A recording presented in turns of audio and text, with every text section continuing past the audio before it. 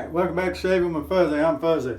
How y'all on a Monday afternoon? Fuzzy was off work today. It's been great, let me tell you. So I got a good cup of coffee in my vintage Tupperware mug here. And the reason I picked a vintage mug, other than I like vintage stuff obviously, is that my brother and sister-in-law picked me up a 6-cup glass, one of the Pyrex stovetop percolators, and my brother came by there, my nephew and my brother rather, came by the plant yesterday afternoon and dropped them off. They made a big circle from Mississippi and came through and then went on back home. It was great seeing them, and really appreciate that coffee pot. I love stovetop percolated coffee. I've got some others. So the question got to be was whether I could use this glass coffee pot on top of an electric stove. So I went and looked it up online, and you can be amazed at the people that had opinions on that and were being experts on that never even had used one. If you ain't used one, don't give an opinion. You know what I'm saying? It's just like, well, you know, it seems like if you did this and it got too hot, it would crack it. It's like you never used one, you don't know. You know? So anyway, just for those of you that wondered, it works fine. Got to percolate me a stovetop cup of coffee. I love a stovetop percolator, and I love percolated coffee. It all works together with a good dark roast. So yesterday, while I was at work, I noticed that Chris was doing a live stream over on his channel with the leaf twig. And he was doing a head shave, and I don't head shave yet because I got so many knots and scars on top of my head that I don't know. They just probably wouldn't be very good to do a head shave. So one of these days I'll have to. Right now I don't, so I'm not. And the twig actually looks pretty nice.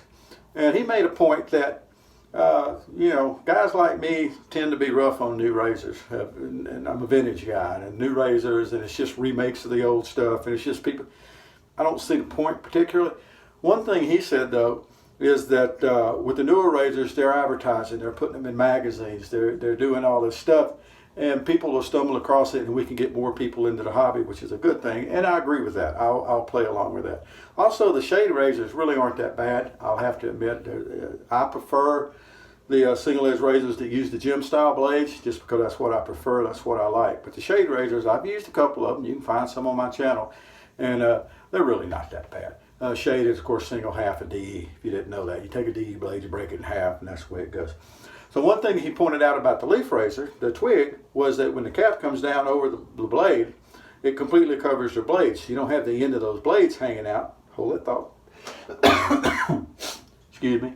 You don't have the end of the blades where you can scratch yourself. And I don't think that's a big deal because I think technique comes in and does that.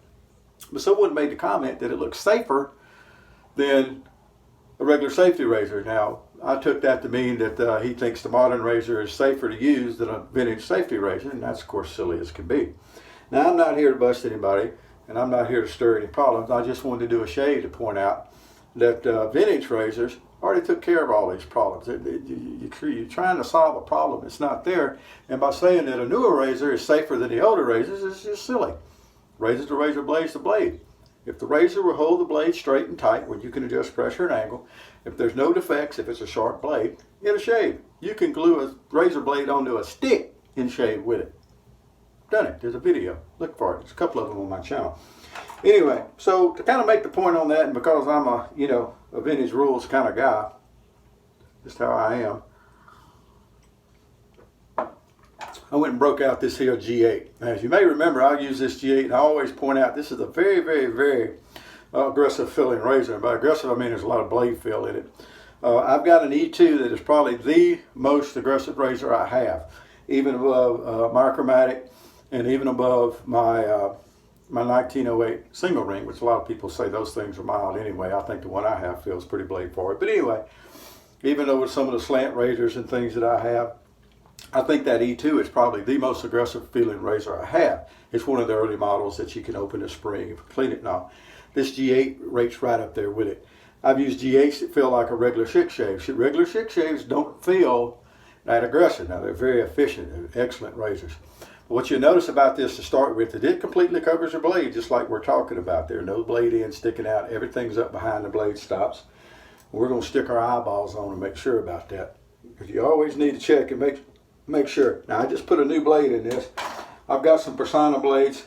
This one actually came from a buddy of mine in Arizona many years ago. There was a drugstore chain up there called Long's, and they were selling out of all this stuff. And he picked me up several. I think this is the last one I had. But they're Persona blades. you can still get Persona blades. You can spend the extra money and get what they call the Schicks. It's the Schick blades that are made in China. They're nice, short, smooth. Nothing wrong with them at all. You just pay a little bit more for them. That's your thing, and that's great, all right. Another thing, Chris had pointed out the fact that I had said that, the bigger brushes just aren't particularly better, in my opinion. So what we're going to do today, we're going to go completely the other way for the big brushes. I'm going to break out my little brush. This is a little Turkish boar, and I can't ever remember the little brand name on it, although I've still got one of these that is actually still in a box, if I haven't given it away yet. I used to have one. But anyway, and we're going to use this little brush.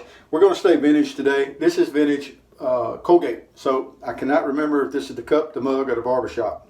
Don't remember. Doesn't really matter. To me, the soaps are all the same. I'm sure there were some differences in the formulas over the year, maybe. I don't know. Not my thing to worry about. I have stuff to worry about. That's not going to be it. And we're going to finish up with some very vintage feeling Pinaud citrus musk there. One of my top 3 favorite Pinaud aftershaves is the citrus musk. It's really good stuff. But anyway, so that's what we're going to do today. And we're just going to make it a very vintage shave. Now, like I said, I've used some of the modern razors. I've got a Starring that someone gave me. I've used, what was it, the Eco, and I've used the, I think it was the Hawk. And they all shave. I mean, razor to razor, blade to blade. But, you're trying to reinvent the wheel here. They could have stopped building razors with lather catchers, and you could get an incredibly nice, smooth shave with a beautiful razor. So, over the years, things evolved. It's all marketing. We all know about that. I'm okay. Marketing works on me just like everybody else. So anyway, we do have a pretty good growth today because I didn't shave the last couple of days. I went to work yesterday. I should have shaved before I went to work yesterday. I didn't do it. Sorry, boss. And anywho, it didn't look too bad. Now, I knew there wasn't going to be a lot of people in the plant. I was actually planning a different shave. And we're still going to get that shave in here in a couple of days. But right now, we're not going to worry with it. But anyway, we're going to use a little brush, and of course we do all soaps the same way. We're going to start with a relatively dry brush. We're just looking to build some paste with the soap. There's no need to bloom soaps. There's no need to bowl lather soaps. Don't get me started on that. That's just like palm stropping a blade or doing all this stuff, and it's just like really flipping blades, and that's pretty silly. But anyway, and I love the people to come back, well, some people palm strop them because that's how they clean the blades, and you're making fun of people cleaning blades, and I'm going like, don't get stuck in stupid. That's not what I'm talking about, and you know it. I just love people that just come up with an argument. Now, I'll argue sometimes just to argue, but I'm going to have a pretty good point to argue from instead of just come up with, dumb stuff like that. But it's just like reading the reviews trying to figure out if it was okay to use my coffee pot on an electric stove. You had all these people playing expert, and they never had used one. They never had seen one used. And, I've got some, Corningware. I've had a couple of those over the years. I've just got one now. I've thinned down for the ones I had. I gave them away. But I've got a Corningware. It worked fine on electric stove, so I figured this other one would do, the Pyrex would also. And I was right. Worked great. Great coffee. Nice dark roast coffee. And my mom used to have a formula. She would, once it started perking, she would let it perk for so long that it made perfect coffee. And I, for the life of me, can't remember how long she said. So anyway, I just kind of watched it till it got what I thought was dark enough, and away we went. All right, so the G8 here. Now, I love a Schick. I do love a Schick razor. This G8, like I said, has got a very much blade feel, and everybody knows I love an aggressive feeling razor. Now, does it particularly do a better job shaving than a milder feeling razor? No, not particularly. That comes down to technique. Now, if you're using the razor for a crutch, instead of actually learning technique, you may think that you have to have an aggressive feeling razor to get a good shave. But you can't do it with a milder razor. You can't do it, maybe. But that's a function of your technique is that once you get good technique, you can do it. That's just like a pilot can take an airplane that's not overly powered and do things with it that an amateur, a rookie, would need to have a whole lot of power to do. I've seen it in airplanes. I've seen it in all kinds of stuff. Crop dusters. There's crop dusters that can go out and do work with a lower horsepower engine on a smaller airplane that the guys with the big engines can't copy because they don't have the techniques. They don't have the skill level for it. Now, you notice how long that didn't take to get through that first pass? Look how good a job it does. I mean, really, do a touch-up pass, we could go home now. Actually, you know, probably could just go home now and not worry about a touch-up pass. If you look close shave, you are close shave. I mean, like I've said before, no one around here is going to walk up and touch my face to see if I shave close. At least not but once. And but we have a routine, and I like sticking to a routine. That's one of the great things about this hobby, is the routines of doing it the old way. Now you'll notice there's still plenty of soap left in this little old bitty brush, and that we're not having to work real hard to get our face covered with soap with this little old bitty brush.